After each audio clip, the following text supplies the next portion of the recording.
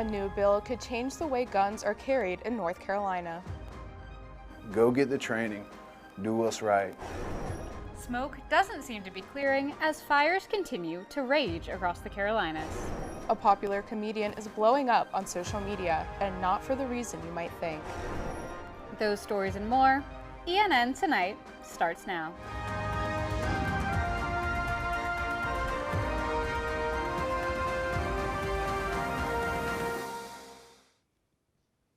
Good evening, and thank you for joining us for ENN Tonight. I'm Abigail Hines. And I'm Abby Gravely. Starting off tonight, the United States has offered $2 million in aid to support earthquake-affected communities in Myanmar. A 7.7 magnitude earthquake hit Myanmar on Friday, and the death toll keeps climbing. Over 2,000 people have been reported dead, with over 3,000 injured, and those numbers are expected to rise. As the U.S. is planning to send aid to those regions, most of the people who would have made up a U.S. response team were already laid off. U.S. planes and helicopters in nearby Thailand, which have never been used for disaster relief, never even made it off the ground. The North Carolina Senate quickly passed Senate Bill 50, which would allow citizens to carry concealed handguns without a permit. I have more on the details of this bill. Senate Bill 50, also known as Freedom to Carry NC, could remove the need for a permit to carry a concealed handgun. Alamance County Sheriff Terry Johnson supports the Second Amendment, but thinks the permit process is an important part of it. With the number of violent gun crimes that have gone on in this county, in this state, and this nation, I think, we can okay that little bit of time. Johnson says the permit process should be made more efficient, but some parts should remain strict. I think we need to lean toward the strict portion of that to be able to identify people that are mentally ill or convicted felons. The bill also removes the firearm training requirement.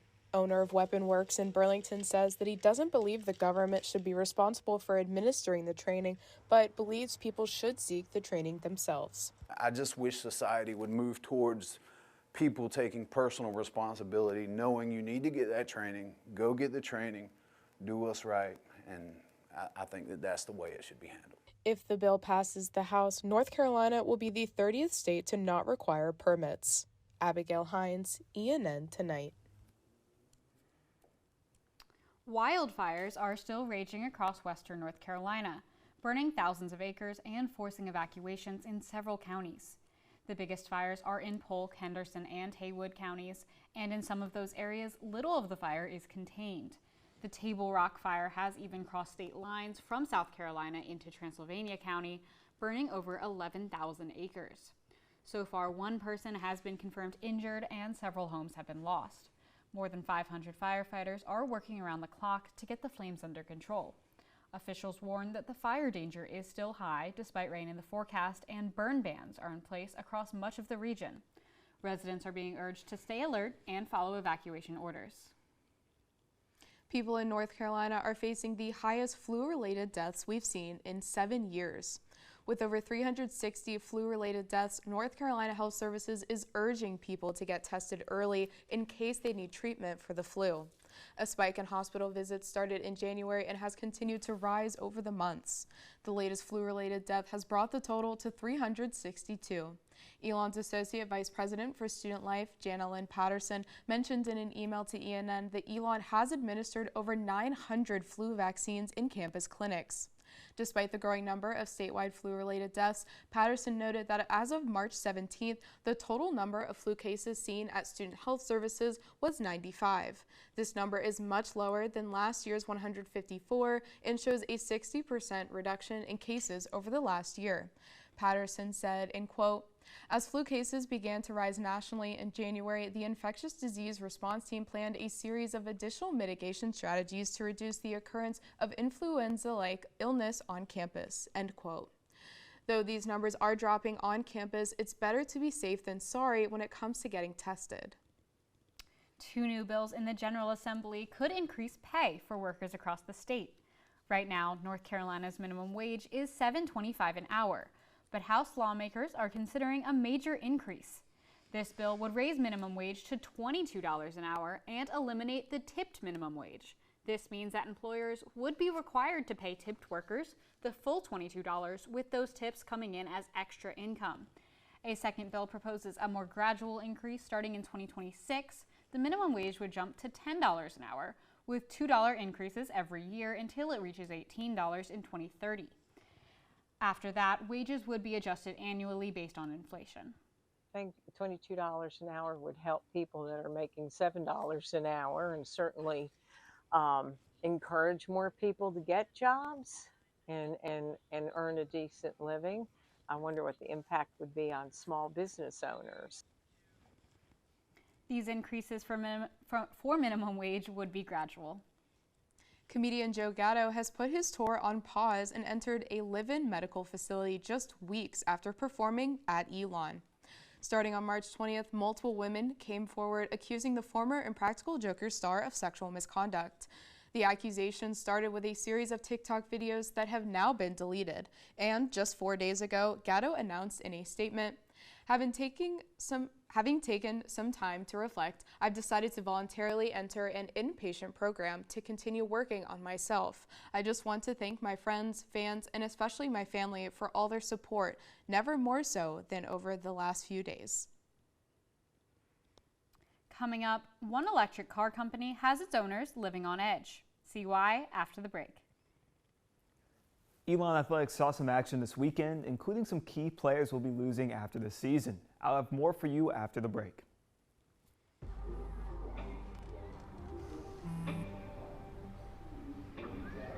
I don't know why you're so sad. You've got a roof over your head. You gotta stop with that depressing stuff. That's what white people think. You all right? It just feels like it's coming from everywhere. Do you want to talk about it? You can talk to me if you're feeling sad. Whenever you need to talk, I'm here, okay? Whether it's our stories, the warmth of our laugh, or our family's secret sauce, we all bring something different to the table. So make some space. The power of connection is waiting right outside your comfort zone. Learn how you can help strengthen your community at belongingbeginswithus.org/teamup.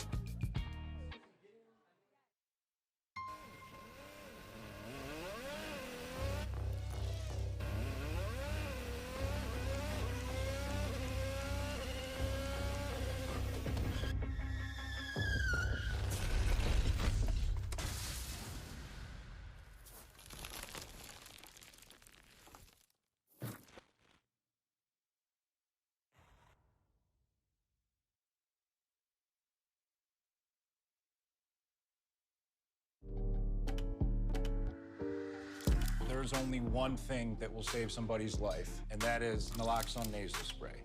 Get 911 on the phone, get the emergency responses there on their way.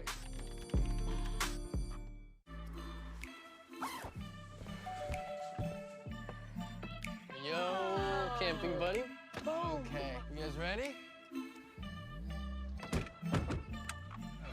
Dude, I thought you were driving. I thought you were driving. Oh, I never said I was driving.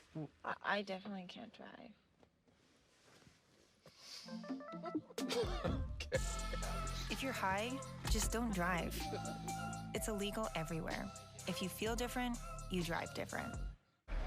Hate is loud, but love is the majority.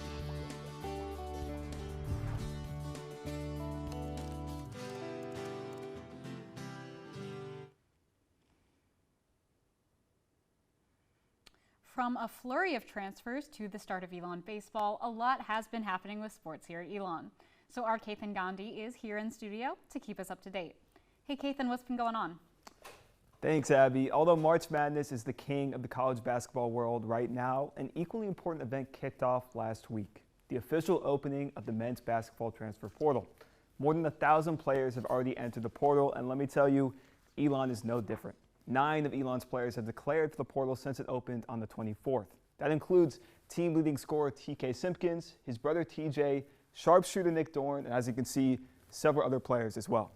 Only 2 scholarship players remain on the current roster, forward Isaac Harrell and guard Trey O'Neal. Now, to be clear, just because these players have entered the portal, that doesn't guarantee they'll leave the team, but it definitely increases the chances that none of Elon's starters from last year will play for the Maroon and Gold in the 2025 season. While men's basketball is currently suffering from the transfer portal, Elon baseball is benefiting from some transfers of their own. Jackson Alford, a junior transfer from Gordon State College, smashed 2 home runs in the first game of a weekend series against the University of Delaware. Elon won 8-2. Entering Game 2, Elon turned to pitcher Nolan Straniero, another transfer from Gaston College, to open the game. I was at the field to see how this all panned out. After an offensive explosion in Game 1, the Phoenix were in for a different type of battle in the second day of their weekend series. Nolan Straniero, who started on the mound for Elon, was dominating. Yeah, I thought he was outstanding. Both he and Mike in games 1 and 2 have been really, really good for us. Nolan had great command of his fastball, and I thought he mixed a little more today and had a lot of success. I think 1 run through 6, and we'll take that every day. Despite the strong performance from Elon's pitchers, the Phoenix struggled to put runs on the board. Missed chances with runners in scoring position plagued Elon through the early innings. Yeah, we just got to value our at-bats. I thought today, the pitching wasn't overpowering. We swung early in the count a little too much and maybe didn't make some guys work that I felt like we could have. Even with that cold offense, Will Vergantino managed to bring a runner home in the 6th. The Phoenix were tied 1-1 entering the 9th inning, but with a runner on third and a wild pitch from Ryan Sprock, the Blue Hens took the lead. A game like that, you make a mistake at the end, it's hard to swallow, but I thought overall it was well played. Maybe a few at-bats throughout the middle of the game that we gave away that might have cost some opportunities, but that's baseball. So. Elon ultimately lost 1-2, falling to 10-16 on the season. As the team enters the bulk of their CAA play, they look to build off strong showing so far. Kathan Gandhi, ENN Tonight. According to a recent press release, the Alamance County Sheriff's Department arrested 3 people for trespassing and damaging property after being called to a house fire. The house, which was vacant when it caught fire, suffered at least $70,000 worth of damage. The property owner said that no one was allowed to be there, but 3 locals were found living in the home. All of them were arrested and taken to the Alamance County Detention Center. 2 are still in custody, while 1 of them is out on bond. This case is still under investigation. Elon University isn't the only one caught in confusion following public criticism of the new Department of Government Efficiency and Elon Musk. Tesla owners are also facing backlash regardless of their political affiliations. Our Alice Morrissey has more on this story.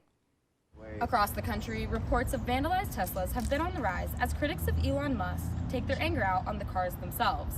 From key scratches and spray paint to slashed tires, Tesla drivers are finding their cars targeted because of the logo on the hood. Freshman Ethan Doan says his family has even considered selling their car to prevent forms of property damage. It is a fun car. I'm very privileged to have that car.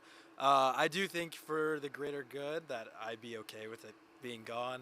Doan expressed his concerns about other forms of criticism towards his car, fearing that owning a Tesla might make him appear unsupportive for those negatively affected by Musk and the Trump administration. My family's Jewish, so owning a Tesla at this time is also kind of, controversial. They're not too happy with it. My dad's been a big supporter of Elon and Tesla for years. He even worked with them for a while, but now he's completely done a 180. Elon University has not reported any Tesla-related vandalism in recent weeks. However, students who own Teslas say they have become more conscious of their cars as public criticism for Musk continues to grow. Alice Morrissey, ENN Tonight. The Love School of Business has risen in national undergraduate rankings for Best Undergrad Business School of 2025. The business school moved up 2 spots to 38th in the country for overall undergraduate business education. It's improved to 24th in the country for career outcomes and 17th for academic experience. Elon improved its admission standards rank to 54th, up 10 spots from last year. For their rankings, Poets Quant scores schools in 3 categories: admission standards, career outcomes, and academic experience. I think the thing that I like the most about the business school is my professors, because they're all super open to meeting whenever, and it's a really collaborative environment, which is really awesome, obviously. So I don't know, I think it's cool. Hutton said professors in the business school are committed to helping the students succeed in their professional careers by helping them find internships and job opportunities. As we move into April, seasonal allergies are in full swing. Let's hear more about the pollen we've been seeing with Mackenzie Cruz, who is out in the rain on Citroen Plaza. How's it looking, Mackenzie? Thanks, Abby. As you can see, it's raining here on Citroen Plaza, probably washing away all of that green powder that's covering campus, telling us that it is tree pollen season, and it's officially begun here in central North Carolina. The risk of symptoms will be pretty high by midweek. Tree pollen season is usually the worst by April and lasts until the end of May or early June.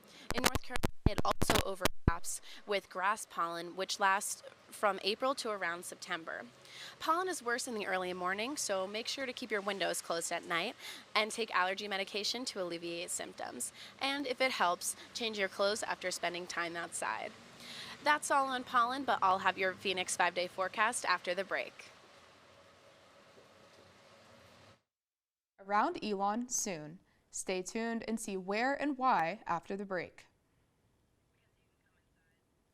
My son's school even do it. He makes fun of his friend who vapes. He would never try it. She's into soccer. She's on the honor roll. She's just not the type. No way. No way. No way. No way. My kid would never vape. Get your head out of the cloud. Today, nearly 8,000 kids will start vaping. Maybe even yours. Learn about the dangers at talkaboutvaping.org.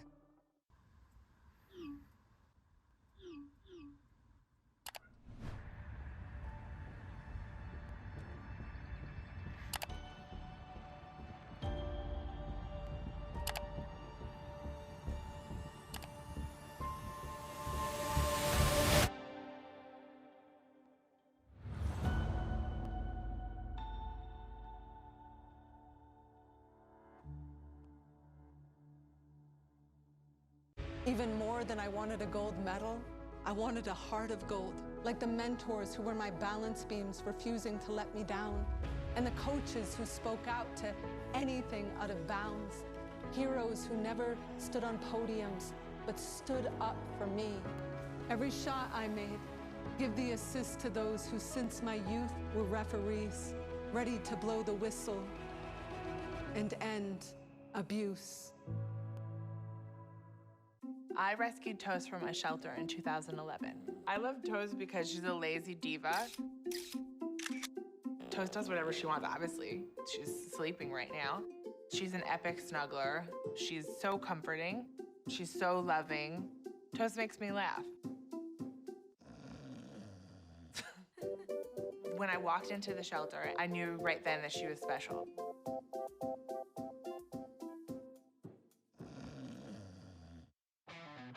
Kudos, Carl.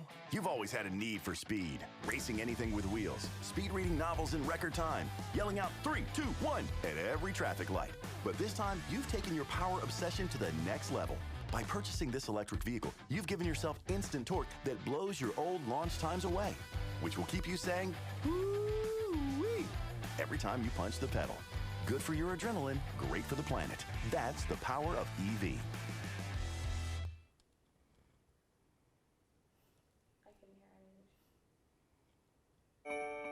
Our Mackenzie Cruz is now dry back in the virtual studio with this week's forecast. How's the weather looking, Mackenzie? Thanks, Abigail. After a warm weekend, we're looking at some sun and even hotter weather up ahead. Now for your Phoenix 5-day forecast. Tonight we'll have a low of 50 with more rain and wind gusts as high as 24 miles an hour. Tomorrow we'll have sunny skies and a high of 70 and a breeze. More sun on Wednesday with a high of 73 and a UV of 7. Thursday will be very cloudy and humid day with a high of 83. Finally, Friday and Saturday will be in the mid-80s with partly sunny skies. As of 4:26 p.m., Elon is under a severe thunderstorm watch until 10 p.m. tonight. That's all. Back to you at the desk. The Elon Town Council approved a conditional rezoning request for Park Village, a new mixed-use development plan for the area behind the Shar Center. The project will feature office space, retail shops, a grocery store, a hotel, and new residential units. Developers say Park Village is designed to create a walkable community near Elon University, With rezoning now approved, the project can move forward under the conditions set by the council. In the latest talks about $400 million in federal funding, Columbia University has agreed to President Trump's requests.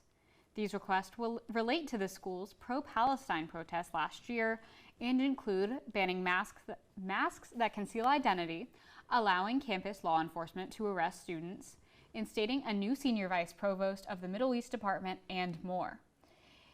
The school's also making a few changes that aren't necessarily included in the government's requests, including adopting institutional neutrality, meaning that they will no longer be taking official positions on any political issues. Like Elon, Columbia is a private university, but even these schools rely on government funding for programs like federal student loans and grants. This agreement is raising some questions about whether or not other universities will start to also be seeing these requests, but none seem to be impacted so far. Today marks the end of a nationwide competition of the Burlingtons. ENN's Angelina Fantaroni has how this idea came to be and updates throughout the competition. With 27 Burlingtons across the United States, Burlington, North Carolina, Burlington, Massachusetts, and Burlington, Wisconsin's public libraries are logging readers' minutes to claim the title of the most book-loving Burlington in the country. I was like, heck yes, this is something we're interested in. This sounds fantastic. And so I reached out with general enthusiasm, so excited. Since Burlington, North Carolina is a part of Alamance County, the entirety of the county was allowed to log their reading. We couldn't exclude Alamance County when Burlington is part of Alamance County. The idea originally came from Burlington, Massachusetts Public Library Programming and Marketing Librarian Daniel Barber. 3 people battling it out is fun for the first time, and if it goes well, we'll have a blueprint to work towards a bigger challenge maybe next year where we have more lead time, more publicity around it, and can get even more Burlingtons involved. Out of 10 Burlingtons that Barber reached out to, North Carolina and Wisconsin are the only 2 that responded. They were both super enthusiastic. Like, there was no middle ground with this. It was either nobody emailed back or they emailed back like, we're in, this is exciting. The gauntlet has been, thrown. We are ready for a fight. And it's in the best possible way. Readers have until midnight tonight to submit their final reading minutes. Angelina Fantaroni, ENN Tonight. As of right now, Burlington, North Carolina is still in first place for minutes logged, but third overall for the number of participants. Be sure to watch ENN on air Wednesday night to hear the winner of the battle. 9 community members spoke during the Alamance Burlington School System budget meeting. This meeting ended with a $5.7 million expansion request for this year's budget, making it now a little over $59 million. These funds were approved and passed by the Board of Education and now will have to go through the Alamance County Board of Commissioners. 2 key goals were brought up during this meeting: raising the pay for classified workers and restoring key positions that were cut in last year's budget due to mold found in 32 of the 36 ABSS schools. The mold remediation cost them about $25.8 million. After the break, a popular GLC celebration. And your breakfast just got cheaper. Stay tuned to hear about the new price of eggs. Hear that? That's the sound of your life. Perfectly imperfect. But every time you drive after drinking, the music gets drowned out. Your life sounds pretty great. Don't let a buzz ruin it. Buzzed driving is drunk driving. Don't drive buzzed. In 4 days. There was an old woman who lived in a shoe. She had so many children. She didn't know what to do.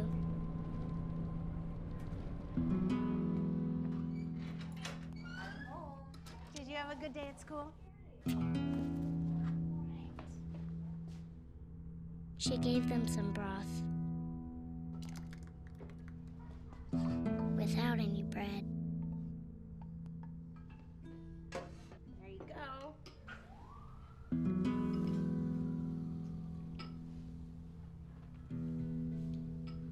And kissed them all soundly. Night night. And put them to bed. Hunger is a story we can end.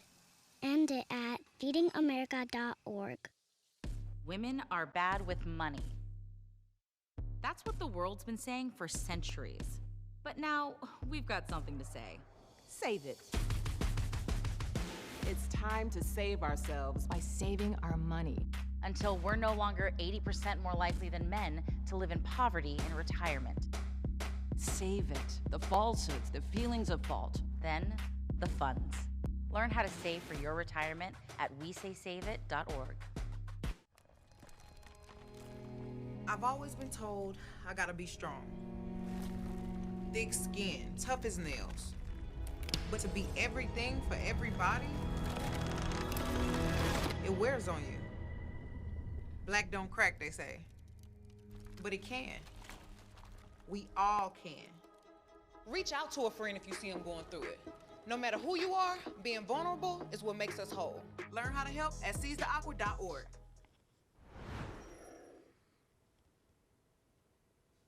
Persnickety Books has been open in their new location for a month now after leaving downtown Burlington due to a rent increase. I caught up with co-owner Ian Baltutis to see how they're adjusting to the new space. At its previous downtown location, Persnickety Books had 3 floors of retail space. Now, they're condensed to 1. Co-owner Ian Baltutis says they had to give out some of their retail items, but are happy to provide a larger seating area for its customers. Before we had a coffee bar in a bookstore, and so the idea was you'd come get your coffee and shop for some books, and now we really have the space to work from your laptop or meet your friends and neighbors or ride your bike down here and hang out.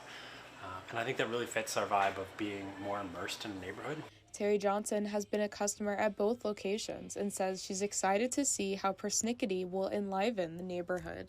I was really disappointed because I like having it downtown, and I hate that there's not a bookstore downtown, but it's closer to me, and maybe they'll bring some life to this particular block. So there's a win on that one, but sad for downtown. Some new additions to Persnickety include a large upstairs hangout space and an ADA accessible bathroom. Abigail, Hines, ENN Tonight. Egg prices are dropping just in time for Easter. Wholesale prices have fallen by 8% in the past week, now averaging around $3 a dozen. Quite a drop from over $8 just a month ago. This decline comes as the bird flu slows down and egg supplies bounce back after 2 years of tight inventory due to outbreaks that led to the loss of millions of chickens. While this is great news for producers and grocers, shoppers might not see the savings immediately. Experts say retail prices usually lag behind wholesale changes, and with Easter coming up, demand is expected to rise. But if supply levels stay strong and the bird flu remains under control, grocery store prices could start to ease in the weeks ahead. The Gender and LGBTQIA Center hosted their annual Kiki Ball, which was started in 2021 and has since become some students' favorite tradition. Our Alice Morrissey has the story. Doors open at the College Street Tap House, welcoming a line of students waiting for the fun night ahead of them. The Kiki Ball is an annual drag-inspired competition meant to build connections with the queer community at Elon. Students say that having fun events like this across campus have helped them express themselves and find connections with like-minded individuals. We would not have this kind of engagement.